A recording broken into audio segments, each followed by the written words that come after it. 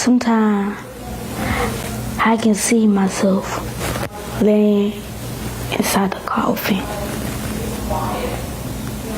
He said he was so convinced that he was going to die that day that he started to tell his mother his last words, telling her to say sorry to the family members who he acted up in front of, telling him to say sorry to the teacher that he was bad towards. I am Leroy Truth for Leroy Truth Investigations, and always record the police, because with that video footage, we shine the light of transparency and truth on what the police do to us. Now today, an incredibly disturbing story out of Mississippi. An 11-year-old boy named Adarian Murray was asked by his mother to call 911 when someone came to their home at 4 a.m. Of course, you call the police when you want to be protected, right? Wrong. The police came. Didn't turn out so well for 11-year-old Adarian Murray, as the police officer, one of the police officers, he said, come out wherever you are, told the occupants in the house to come out. Well, the little boy was taught to respect authority. He came out as the police officer commanded.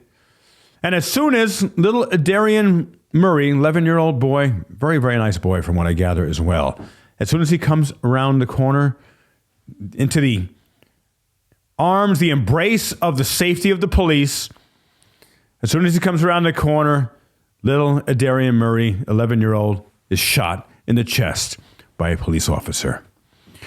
And the police officer still is employed by the police department and is not in jail. So watch the video here. No justice, no peace. Protesters who arrived at Indianola City Hall today had a clear message: fire and charge the Mississippi officer who shot an 11-year-old boy after he called police for help. He's blessed. I don't know how else to describe it, how he survived. Nicola Murray says her son Adarian was following the officer's orders when he was gunned down inside their home. Saturday morning, Murray says she asked her son to call police over a domestic dispute as she argued with the father of one of her children. You see, ladies and gentlemen, calling the police so oftentimes does the opposite. We were taught since we were children, police are there to protect and serve. They're there to protect and serve themselves. You know that the number one mission that police officers are taught is not to protect and serve you and I and our families. It is get home safely. Imagine if that was the mission of all of our brave men and women in the military, that their number one mission was to get home safely? No, the number one mission for military is to defeat the enemy. And many times, incredibly brave men and women sacrifice their lives to complete that objective. Yet police, it's the opposite. The enemy is us. So they are here to defeat the enemy. It is we the people, the American people, are the enemy of the police. You need look no further than the thousands and thousands and thousands of videos on YouTube and Instagram and TikTok, Facebook, Rumble, everywhere. Continuing. She says the officer arrived with his gun in hand, ordered everyone out of the home, and when Adarian came around a corner, he was shot in the chest. He asked me in the hospital, why they shot him. He was in good spirit, but every now and then I look over at him and he'll just cry. With no comment from Indianola Police, the Mississippi Bureau of Investigation says they are assessing this critical incident, but for now offers no further comment. As the officer remains on administrative leave, the Murray family says the shooting was captured on body cam and is demanding the video be released. She needs justice, and so she's fighting on behalf of her son, who didn't ask to be shot. Back home today, Adarian is lucky to be alive after his family says his call for help nearly killed him. Miguel Almaguer, NBC News. And that, ladies and gentlemen, there's so many things to unpack here. Number one, why does anyone have to demand the body camera footage? You know who that body camera footage belongs to? It belongs to you. It belongs to me. It belongs to we the people. There is so much we need to do with police reform. We have to stop begging for the freaking crumbs the police officers throughout the United States give we the people. Body cam footage has got to be sacrosanct, sacred. Police cannot be allowed to mute or stop their body cam footage at all during the course of their duty. And when we the people demand that footage, it needs to, number one, that footage should never go to the police stations. It has to go to a civilian place where it is uploaded daily so that it could be given to us immediately upon request, unredacted, unchanged, unedited. How many times do we see police body camera footage and there's missing pieces of it, or it's muted, or you don't get it, or they say, oh, it wasn't turned on, or the body camera didn't work. We need this body camera footage, ladies and gentlemen. It is so incredibly, incredibly upside down and backwards that we've allowed police to get like this. However, we have to take responsibility. It's our fault. We allowed them to do internal investigations. We allow police unions to become all powerful, almost like gods of Olympus. We've allowed them to get away with not giving us the body camera footage immediately.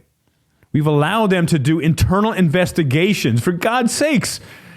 How is that possible? People who have been given the authority from the state over life and death of the people of the United States are allowed to internally investigate when they engage in a violent act, harassment, assault, arrest. We have to have external agencies, civilian agencies that are in charge of all that. Now I'm going to show you another video of Adarian Murray in his own words. Watch this. Adarian is remarkably in good spirits for what he went through, but he does tell me when he's alone in his room at night, the weight of what he went through does hit him. Sometimes I can see myself laying inside the coffin. Pause there for a minute. Whose fault is that? This innocent, beautiful 11-year-old boy says that sometimes when he lays down, he imagines himself in a coffin. The police will probably say it is Adarian's fault. How dare him get in the way of a bullet fired directly at him by a police officer who was so depraved he just wanted to get home safely, because my number one mission is to get home safely to my family. And if I happen to take out 1 or 2 or 3 or 10 or more people in my community, so be it. This young boy, the tragedy, what he went through. And these are not isolated incidents. That's the thing. We have got to bring the police to heel. Heal. Continuing. Them are my thoughts at night, my only ones. And sometimes I think people are watching me. But my main thought is me dead. He said he was so convinced that he was going to die that day that he started to tell his mother his last words, telling her to say sorry to the family members who he acted up in front of, telling him to say sorry to the teacher that he was bad towards. The mother said that she is so overfilled with joy that she really doesn't have enough time to be angry, even towards the police officer, Sergeant Greg Capers with the Indianola Police Department. She doesn't even have to be time to be angry at him, she says. She does, though, want him fired and never to work as a police officer in this country again. We're standing in front of their attorney's office because just in a few minutes, they're going to announce a federal lawsuit that they've filed seeking $5 million in damages from the city as well as the local police department. This is still under investigation. The Mississippi Bureau of Investigation is handling this. They have body camera that they have not yet released of this incident. Meanwhile, Brianna, very quickly, we have reached out to Sergeant Greg Capers repeatedly, but he is not. No body camera available yet? We need to see that immediately. And the Bureau, Mississippi Bureau investigating, I trust them like I trust a rattlesnake not to bite me if I put it in my pocket. Ridiculous. Accountability. No accountability. Not gotten back to us. Brianna? Yeah, maybe that body camera will reveal how this could happen. I think that is what is on everyone's mind as we see this traumatized little boy. Nick, thank you for bringing that to us. Jim? All right, let's discuss more what happens next in this case. The Murray's family attorney, Carlos Moore, joining us now. And Carlos, thanks so much for taking the time today. Thanks for having me. Well, first, when I hear that little boy, 11 years old, struggling a little bit as he continues to recover, just feel so much for him. You can see how much he's been through here. Can you tell us how he's doing? Yeah, he has been through more than any 11-year-old boy should ever go through, especially during the summertime when he should be vacationing from years of work at school. But he's struggling. He is trying to stay in good spirits. He's trying to comfort his mother because she feels that it's her fault. But he's a remarkable young man, still has some pain in his side, still struggles to breathe, but he's blessed to be alive, and he gives all praise to God.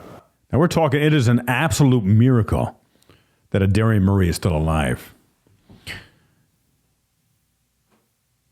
How can we hold the police accountable if we don't get that body cam footage immediately?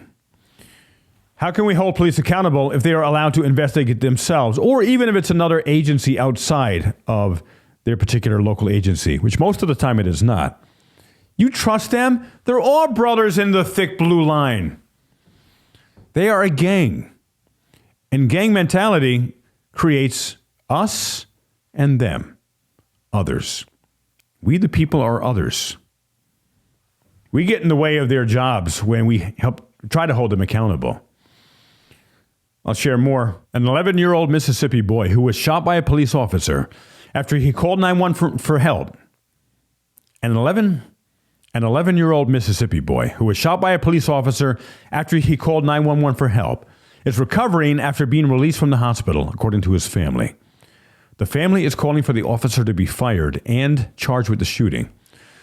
Adarian Murphy was shot in the chest by an Indianola Police Department officer early Saturday morning while the officer was responding to a domestic disturbance call at the child's home, according to his mother, Nakala Murray, and the Mississippi Bureau of Investigation.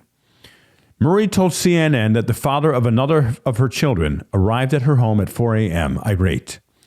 Concerned about her safety, Murray asked Adarian to call the police. You've got to be so careful. Again, I don't want anyone's life in jeopardy. And if you really need the police, call them. This person was irate.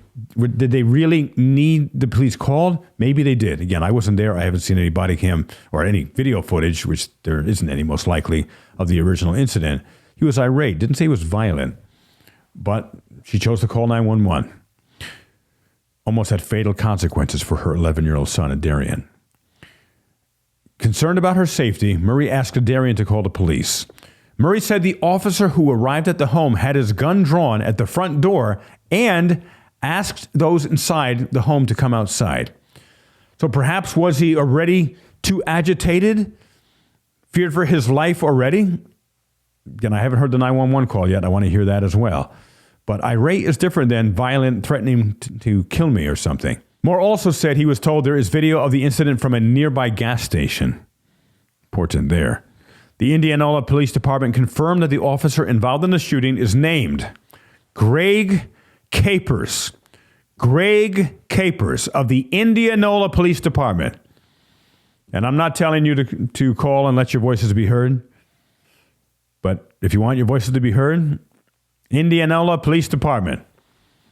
Call the mayor as well. Call your state senators, state assemblymen and assemblywomen, and your U.S. senators and congressmen and congresswomen. Demand police reform. Demand this person immediately be arrested for the depraved shooting of little 11-year-old Adarian Murray. The Indianola Police Department confirmed, once again, I'm going to say this again, I want you to have this name resonate in your head, Greg Capers, but did not provide any additional details on the shooting. Telling CNN the police chief was unavailable. Wrong answer. This is what you're available for. You make yourself available. What are you doing? Drinking out with your buddies? Maybe seeing your girlfriend, police chief, or boyfriend? I don't care. Whoever you're seeing. But you shouldn't be seeing them or whatever you're doing. You should be addressing this. Being held accountable by the people. And I hold you personally accountable, the chief of police. CNN reached out to Capers for comment, but surprise, surprise, did not immediately hear back. Probably never. On Monday evening, the Indianola Board of Aldermen voted to place Capers on. God bless the Indianola Board of Aldermen. They gave Capers a paid administrative leave after he shot an 11-year-old child, according to the family attorney. Where's he going to go? Disney World? Wally World? Maybe he'll go bowling. Maybe he'll buy an island with all the money he's making on paid leave. Unacceptable. That's got to stop too. You do something like this, you don't get paid. They love to be investigated internally because they get these long paid vacations. In a statement over the weekend, the MBI said the agency is currently assessing this critical incident and gathering evidence and will turn over its findings to the state attorney general's office after the investigation is complete. On Wednesday, MBI spokesman Bailey Martin declined to answer additional questions. Do you see a pattern here, ladies and gentlemen? Declined, answer questions, won't release the body camera footage. The chief of police is unavailable for comment. Stonewalling, no accountability. As Brian from the YouTube channel Here's the Deal says, and he quotes someone else in this, but absolute power corrupts absolutely. Without accountability, ladies and gentlemen, this is what we get. Without accountability of the police and our politicians, tyranny is inevitable. On Wednesday, MBI spokesman Bailey Martin, or spokesperson Bailey Martin, declined to answer additional questions, telling CNN in an email, due to this being an open and ongoing investigation, no further comment will be made. Not acceptable. CNN has contacted the district attorney's office for the Fourth Circuit Court and the Mississippi Attorney General's office for comment. Now, the family is angry, understandably, as I am, that the police officer remains employed by the department. You don't make a mistake that freaking big and get to keep your job. Is there any place else you can make a mistake that big and still keep your job, and anywhere other than in the police, and get a paid vacation for it? The answer is no, of course. Murray said that after her son was shot, she placed her hand on his wound to apply pressure, as he sang gospel songs and prayed while bleeding out. The officer, she said, tried to help render first aid and placed his hand on top of hers to try to stop Adarian's bleeding. When an ambulance arrived, medics were very attentive. Now good, someone's doing their job here. Adarian came within an inch of losing his life, Moore said. It's not okay for a cop to do this and get away with this. The mother asked Adarian to call the police on her daughter's father. He walked out of his room as directed by the police, and he got shot. Murray said police told her that her daughter's father was taken into custody later in the day on Saturday, but eventually released because she had not filed a police report against him. When was I going to have time to do that? I was in the hospital with my son, she said, reacting to the news of the man's release from custody. 4 days after the shooting, Murray told CNN that no one came to the hospital from the police station, nor had she spoken to any police investigators about the shooting. I'm just happy my son is alive, she said through tears. Moore told CNN that he is furious that Capers remains employed by the Indianola Police Department, as well as not handcuffed like you or I would be. Anyone who's not a police officer would be handcuffed so fast they wouldn't know what hit him. We believe that the city and the officer should be liable, and his supervisors. Greg Capers' supervisors have to be held liable, and the chief as well. They're the ones who create this culture that this is okay to do and get away with it. They should be liable to Adarian Murray for the damages they have caused, the attorney said. Moore said they will hold a sit-in protest at the Indianola City Hall on Thursday morning. Indianola is a small, mostly African-American town with 31% of the population below the poverty line. It lies in the Mississippi Delta, about 100 miles north of Jackson. And police unions, the police officers, the police lawyers, the police chiefs, they love poor people. They love poor people because you know what? They almost always get away with criminality against poor people. Fortunately, this hit the light of day. 1,000 times cases like this don't. And there is no accountability whatever. And in other cases, the 11-year-old Adarian Murray may be the one going to jail if this sudden hadn't hit mainstream media and social media. Thank God for the transparency of media. Though, see, we don't have the transparency yet to this because they won't release the freaking body cameras yet. But we will get that. We will get that footage. So, ladies and gentlemen, thank you for your support. Please subscribe to my channel if you're not subscribed yet. Like my video, share my video. I am committed to creating police reform. Number one in police reform, end qualified immunity. Number two, no more internal investigations. External investigations by civilian oversight committees and groups are required. Number three, all body cam footage must be intact. Police officers cannot be muting their body cam or turning their video off at any point during the course of their duty. And I want no more on-off buttons for video or for audio of these body cams. Number four, we have to have this footage given to a civilian oversight committee and given to us within 12 hours or less, unredacted, completely in its raw form. And we also need to demilitarize the police and hold police supervisors, chiefs, lieutenants, captains, police commissioners accountable for what the people under their command do to we the people. Lastly, please call Senator Schumer and Senator Tim Scott as an action item you could both do. And yes, it does make a difference. It does make a difference. Call them now. And I continue to work with both of their offices and others. They need to know that we the people demand police reform be made the number one domestic issue that they need to address in the United States of America. Thank you for your support. I appreciate you. I am Leroy Truth for Leroy Truth Investigations. I'll see you next time.